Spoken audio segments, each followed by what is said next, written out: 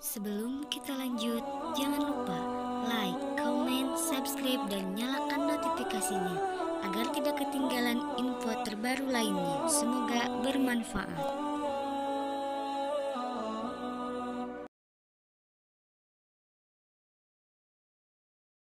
Memperoleh hidup yang kekal harus kemudian menuruti segala hukum Taurat. Itu kata Yesus.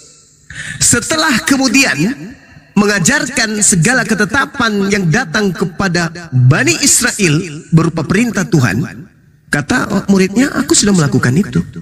Kata Yesusnya, kalau sudah, maka berinfak, bersedekah, jual hartamu, berikan kepada si miskin. Itu fase yang kedua. Baru kemudian lolos menjadi pengikut.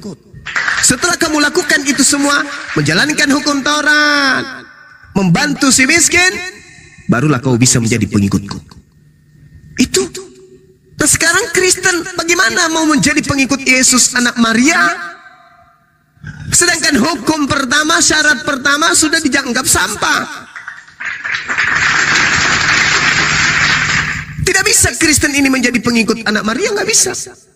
Karena syarat untuk menjadi pengikut anak Maria yang pertama harus tekun dengan setia menjalankan segala apa yang diperintahkan oleh Tuhan. Matius 19 nomor 17. Itu. Yang kedua, menjual harta. Nggak ada lagi orang Kristen pakai mobil. Semua naik apa ya? Pakai sandal jepit, itu pun yang bolong-bolong. Kamu harus menjual seluruh hartamu untuk kemudian bisa menjadi pengikutku. Karena kata Yesus, lebih mudah seekor onta masuk melalui lubang jarum daripada seorang kaya masuk ke dalam kerajaan Tuhan. Nggak bisa Kristen masuk ke situ, nggak bisa. Setelah itu terjadi, Kristen tak berharta, semua rumah gedungnya dijual, tanahnya dijual, menjadi gembel, baru bisa menjadi pengikut Yesus. Bisa nggak Kristen melakukan itu? Nggak bisa.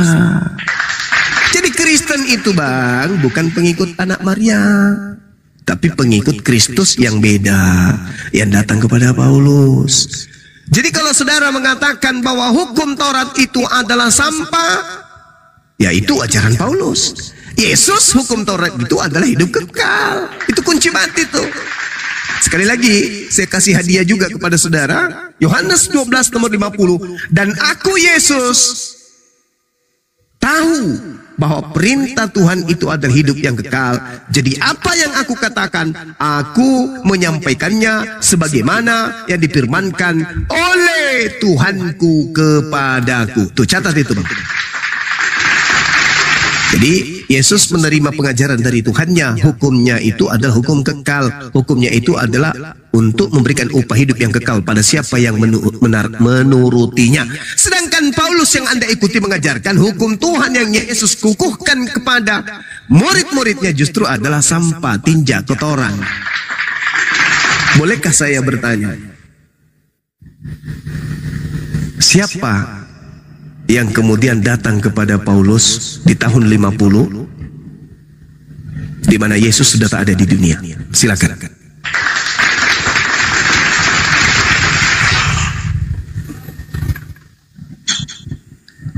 Oke, ntar saya akan jawab itu ya. Tapi sebenarnya bukan di tahun 50 bang, itu kitab Kisah Para Rasul ditulis di tahun 60. Ditulisnya di tahun 60, peristiwanya sih di tahun 40-an ke bawah, setahu saya begitu ya. Nanti saya akan jawab itu ya. Tapi saya akan ke inti diskusinya, yaitu tentang hukum Taurat. Jadi saya akan menjawab itu dengan perumpamaan. Yesus berkata, aku datang bukan untuk meniadakan hukum Taurat, tetapi untuk menggenapinya. Dan Paulus bilang, kematian Yesus telah membatalkan hukum Taurat. Di sini kita harus bisa membedakan antara kata meniadakan, menggenapi dengan membatalkan. Itu tiga kata yang berbeda. Yesus bilang, aku datang bukan untuk meniadakan hukum Taurat, tetapi untuk menggenapinya. Dan setelah digenapi, hukum Taurat itu menjadi batal. Sekarang saya akan menjawab itu dengan sebuah perumpamaan.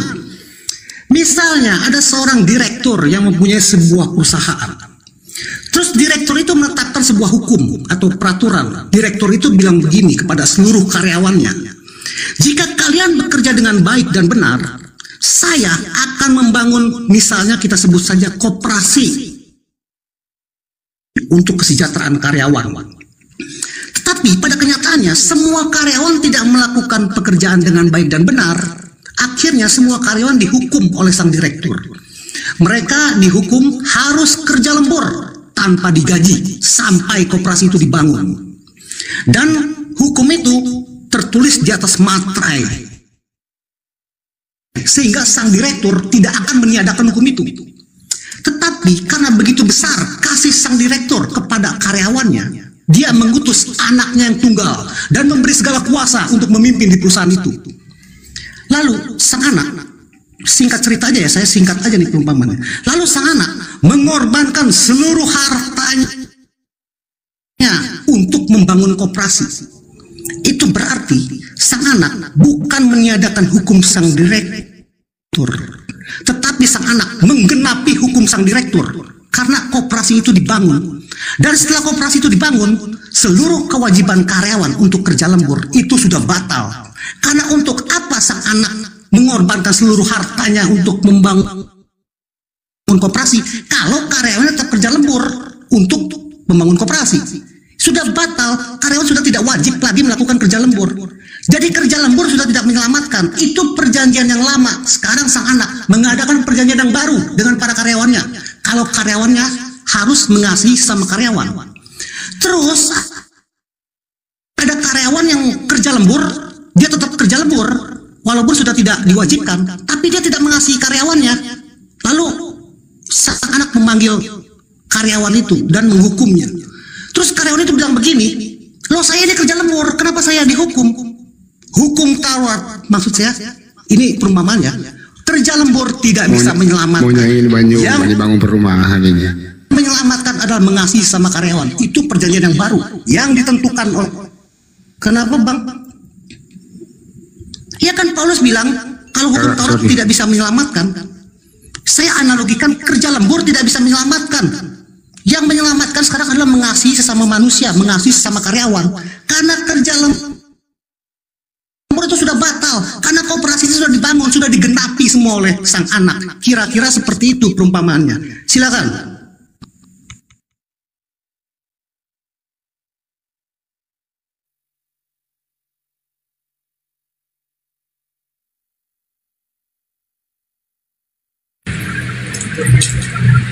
Loh, kan? Oh, sorry. Ternyata termute tadi ya. Oke. Jadi maaf, saya tidak sedang ingin berbicara dan tidak sedang selera untuk membahas koperasi. Jadi gini, ketika kita membahas tentang pertanyaan yang terkait dengan hal yang sangat fundamental dalam kehidupan kekristenan dalam hal agama, Yesus datang mengajar Bani Israel untuk menjalankan hukum Taurat. Dan Yesus tadi berdasarkan dalil mengatakan hukum Taurat itu adalah hidup kekal. Dan Yesus sendiri mengatakan dia melakukan apa yang diperintahkan. Aku mengatakan dan menyampaikan apa yang difirmankan kepadaku. Itu Yesus. Sedangkan di tahun 50 Paulus mulai menulis di Tesalonika. Kalau berbicara mengenai pengakuannya dia di Filipi, itu dituliskan tahun 60 sampai tahun 62.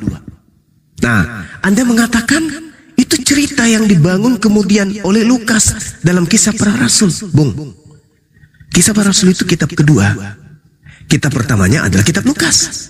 Kitab pertama aja ditulis di tahun berapa itu, teman-teman? Ada yang tahu? Lukas ini ditulis di tahun 62 Masehi.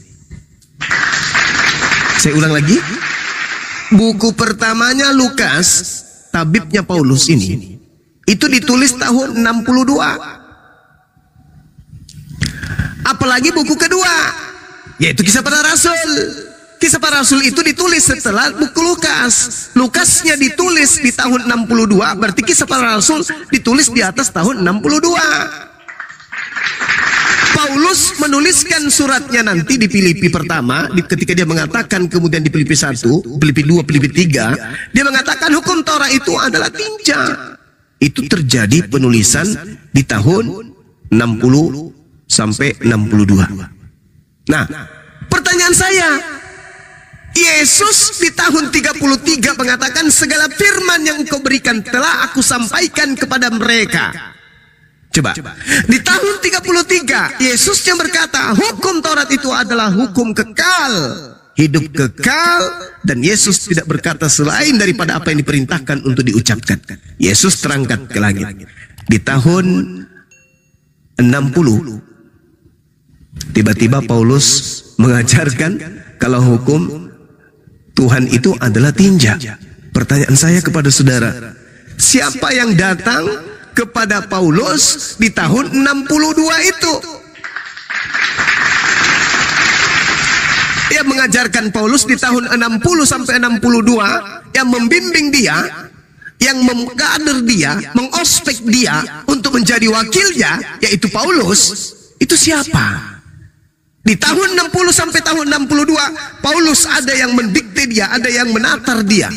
P4 untuk mengajarkan kepada jemaat di Filipi bahwa hukum Tuhan yang dituliskan kemudian tahun 1400 sebelum Masehi oleh Musa alaihissalam itu adalah kotoran, sampah, tinja, skubalon. Pertanyaan saya, Paulus mengaku dalam Galatia 1, Galatia 1 ini dituliskan kemudian oleh Paulus itu di tahun 55 sampai 57. Dia mengatakan bahwa ada Kristus datang kepadanya. Pertanyaan saya, Kristus yang mana yang datang kepadanya di tahun 55? Sedangkan Yesus sudah ada di langit. Yang mengajarkan kepada Paulus di tahun 55 sampai tahun 60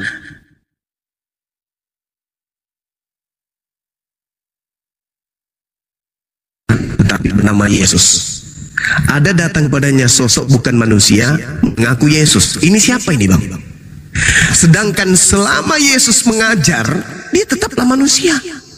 Sampai dia menutupkan semua ajarannya, dia tetap manusia. Jadi yang datang yang bukan manusia tapi ngaku Yesus ini kepada Paulus ini siapa? Galatia 1, aku menerima Injil bukan dari manusia, tapi dari Yesus Kristus. Hah? Tahun 55 ada yang bukan manusia mengaku Yesus. Ini siapa, Bang? Coba. Silakan.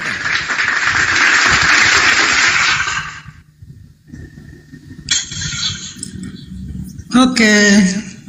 Tadi saya menjawab dengan sebuah perumpamaan, maksudnya supaya mengerti ya. Saya kepada penonton dulu nih. Sebentar aja kepada penonton supaya mengerti. Kalau saya tidak menggunakan perumpamaan tidak akan mengerti. Paulus membatalkan hukum Taurat, sedangkan Yesus bilang, aku datang bukan untuk meniadakan hukum Taurat tapi untuk menggenapinya. Penonton bingung. Tapi kalau saya menggunakan perumpamaan, setidaknya ada sebagian kecil yang mengerti. Semoga mengerti. Ada yang mengerti, semoga. Walaupun sedikit. Saya harus pakai perumpamaan, kalau nggak kesulitan. Yesus juga mengajar menggunakan perumpamaan. Nah, sekarang saya akan menjawab siapa di kisah para rasul yang berjumpa dengan Paulus. Itu Yesus, Bang Juma. Jadi Bang Juma, saya tahu akan mengarah kepada Matius 24 tuh tentang Mesias palsu. Di sini Matius 24 ini berbicara tentang akhir zaman. Jadi murid-murid Yesus tuh berkata nih kepada Yesus. Saya baca gini, ada dari ayat 3. Kata mereka, katakanlah kepada kami, bila manakah itu akan terjadi, dan apakah tanda kedatanganmu dan tanda kesudahan dunia? Lalu Yesus menjawab, jawabannya panjang di sini nih. Saya langsung ambil di ayat ke 23. Di saat nanti Yesus akan datang untuk kedua kalinya, di saat itu hampir kiamat, tanda kesudahan dunia. Pada waktu itu, jika orang berkata kepadamu, lihat, Mesias ada di sini atau Mesias ada di sana, jangan kamu percaya, sebab Mesias palsu dan nabi-nabi palsu akan muncul dan mereka akan mengadakan tanda-tanda yang dahsyat dan mujizat-mujizat, sehingga sekiranya mungkin mereka menyesatkan orang-orang pilihan juga. Jadi sebelum Mesias Yesus, maksud sebelum Yesus sang Mesias datang untuk kedua kalinya, ditandai dengan datangnya Mesias palsu. Saya izin akan menggunakan umat muslim ya. Sebelum Isa Al-Masih datang, menurut Islam nih, sebelum Isa Al-Masih datang ditandai dengan datangnya Dajjal Al-Masih. Nah, kalau dalam Kristen, sebelum datangnya Yesus Kristus atau Yesus Sang Mesias ditandai dengan datangnya Mesias palsu. Ini tanda akhir zaman. Sedangkan yang berjumpa dengan Paulus itu adalah Yesus dalam wujud cahaya. Kenapa begitu? Saya akan gunakan logika berpikir. Mesias palsu nanti dia akan datang, dia akan mengajarkan kepada orang kalau Yesus itu bukan Mesias, yang Mesias adalah aku. Mesias palsu akan ngomong begitu. Tetapi Yesus yang berjumpa dengan Paulus, dia memerintahkan Paulus, dia mengutus Paulus. Saya bilang mengutus, kalau mau minta ayatnya ntar saya bacakan. Yesus yang berjumpa dengan Paulus dalam wujud cahaya itu mengutus Paulus untuk memberitakan kepada orang kalau Yesus adalah Sang Mesias.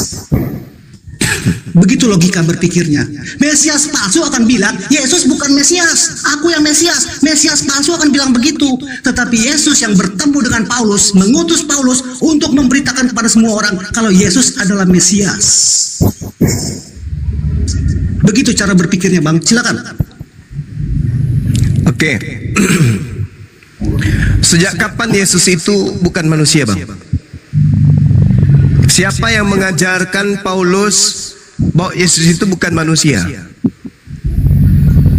Sedangkan Yesus mengatakan, dan malaikat pun mengatakan dalam Kisah Para Rasul 1:11 bahwa kamu akan melihat Yesus datang sama seperti engkau melihat Yesus terangkat. Yesus datang menurut Yesus dalam rupa anak manusia. Manusia dong. Sedangkan Paulus mengaku yang datang kepadanya bukan manusia. Coba, di mana Yesus pernah mengatakan bahwa dia bukan manusia, Bang? Sedangkan di dalam kitab Anda sendiri 1 Yohanes 2 nomor 7, siapakah penyesat itu? Bukankah penyesat itu adalah mereka yang pergi ke seluruh dunia yang tidak mengaku Yesus Kristus datang sebagai manusia? Bukan datang sebagai manusia. Yesus datang kepada Paulus bukan datang sebagai manusia. Siapa Paulus ini? Penyesat berdasarkan dalil tersebut.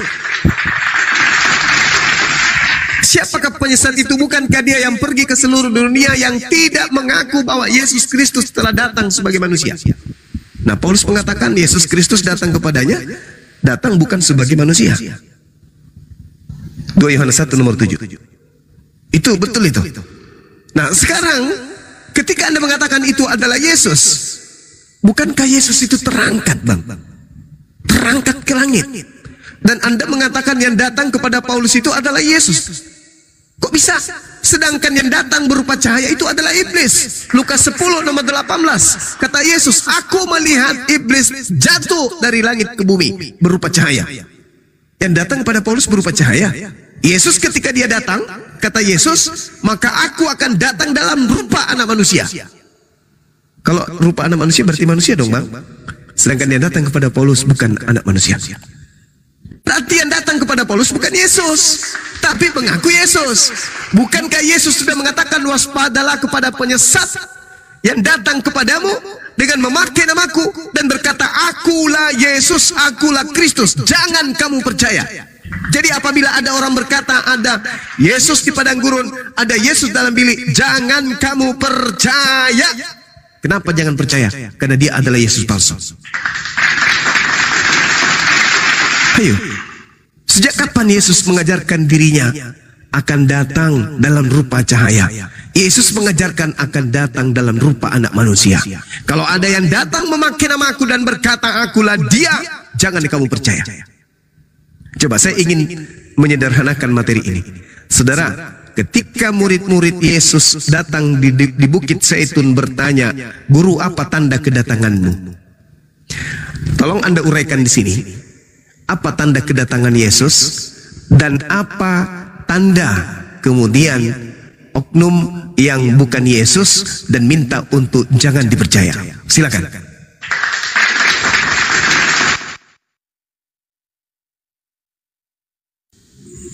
Ya, itu kan tanda kedatangan kedua kalinya, Bang, yang seperti anak manusia lagi tuh. Kalau ini kan dia kan Yesus itu firman Sang Ilahi yang adalah Sang Ilahi yang bisa hadir di setiap tempat, di banyak tempat dalam waktu yang bersamaan. Kan Yesus juga bilang, di mana 2 atau 3 orang berkumpul di dalam namaku, di situ aku ada. Itu tanda keilahian Yesus. Karena hanya Sang Ilahi yang bisa berada di banyak tempat dalam waktu yang bersamaan. Terus tadi abang bilang tentang Yesus melihat kejatuhan iblis seperti kilat yang memancar dari langit. Di ayat berapa itu bang? Saya lupa bang. Halo bang Juma. Lukas 10:18. Bang Juma. Lukas 10:18. Iya, abang benar, saya tahu, tapi Lukas 10:18. Saya lupa. Lukas 10. Oke bang.